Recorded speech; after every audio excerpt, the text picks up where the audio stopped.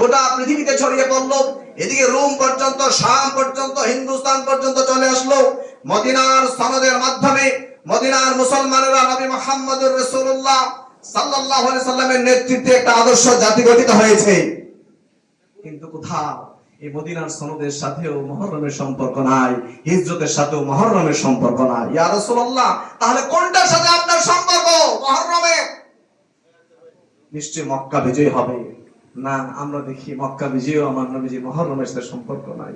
তাহলে কোনটা? হুদায়বিয়ার সন্ধি? না, হুদায়বিয়ার সন্ধির সাথে মুহররমের সম্পর্ক নাই। ইয়া রাসূলুল্লাহ, তাহলে কোনটার সাথে আপনার মুহররমের সম্পর্ক? আপনি দেখুন, অন্যান্য নবী রাসূলগণ মুহররমের 10 তারিখ রক্ষা পেয়েছিলেন, সেভ হয়েছিলেন।